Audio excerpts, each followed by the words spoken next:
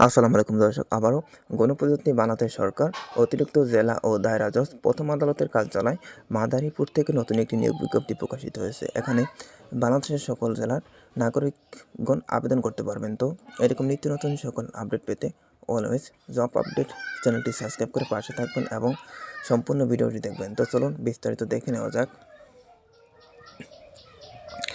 এখানে মাদারীপুর জেলা ও দায়রা জজ আদালতের নিম্নবর্ণিত শূন্য পদসমূহের নিম্নবর্ণিত শর্ত সাপেক্ষে সরাসরি নিয়োগের মাধ্যমে পূরণে নির্মিত প্রত্যেকটি পদের বিপরীতে যোগ্যতাসম্পন্ন আগ্রহী বাংলাদেশের প্রকৃত নাগরিকদের নিজ হাতে লিখিত দরখাস্ত আহ্বান করা যাচ্ছে। এখানে ক্রমিক নম্বর 1-এ রয়েছে পদের নাম।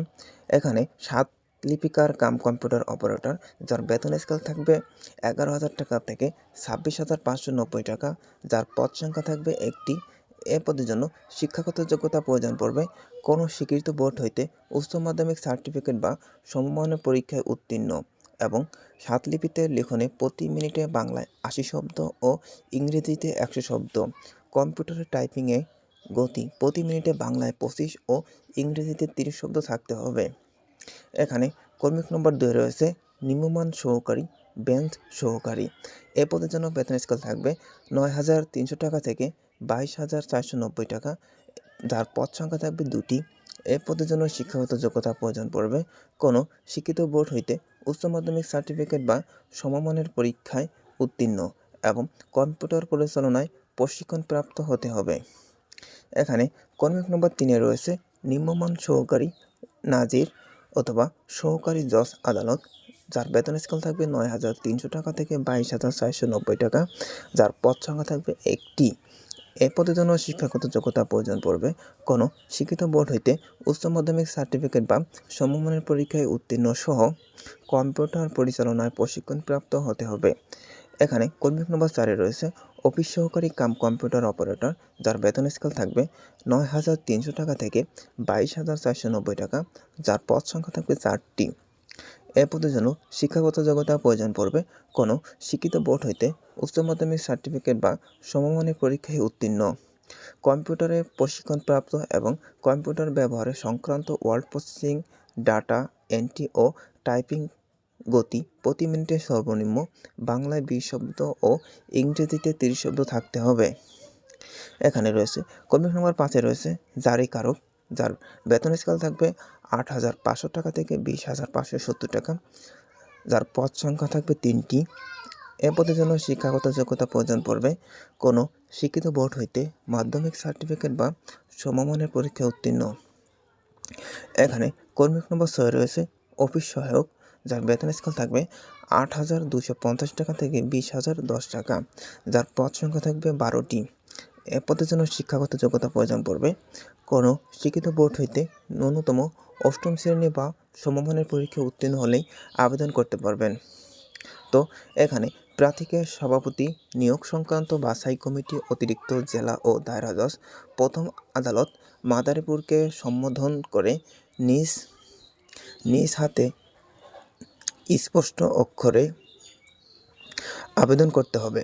আবেদনপত্রে প্রার্থীর নিজ নাম, পিতা স্বামীর নাম, মাতার নাম, স্থায়ী ঠিকানা, বর্তমান ঠিকানা, জন্ম তারিখ সহ 1 তারিখ 12 মাস 2024 খ্রিস্টাব্দ তারিখে বয়স, জাতীয়তা, নিজ জেলা, ধর্ম, জাতীয় পরিচয়পত্র নম্বর, শিক্ষাগত যোগ্যতা ও কম্পিউটারে পারদর্শিতা, অন্যান্য যোগ্যতা যদি থেকে থাকে ইত্যাদি উল্লেখপূর্বক আগামী 1 তারিখ 12 মাস 2024 খ্রিস্টাব্দ তারিখ বিকাল 5টার মধ্যে অতিরিক্ত জেলা ও দায়রা জজ প্রথম আদালত মাদারীপুরের কার্যালয় ডাকযোগে আবেদনপত্র পৌঁছাইতে হবে। উক্ত তারিখ ও সময়ের পর কোনো আবেদনপত্র গ্রহণ করা হবে না। এখানে 1 তারিখ 12 মাস 2024 খ্রিস্টাব্দ তারিখে প্রার্থীর বয়স 18 হতে 30 বছরের মধ্যে হতে হবে। বয়সের ক্ষেত্রে কোনো প্রকার এফিডেভিট গ্রহণযোগ্য হবে না। প্রচলিত নিয়োগবিধি, কোটা সংক্রান্ত সরকার এবং বাংলাদেশ সুপ্রিম কোর্টের বিধি আদেশ ও আনুষ্ঠানিকতা বিধি মোতাবেক অনুসরণ করা হবে। আবেদনপত্রে দাখিলের তারিখে বা তৎপূর্বে সরকার নির্ধারিত বয়সসীমা বৃদ্ধি করলেও তা কার্যকর হবে।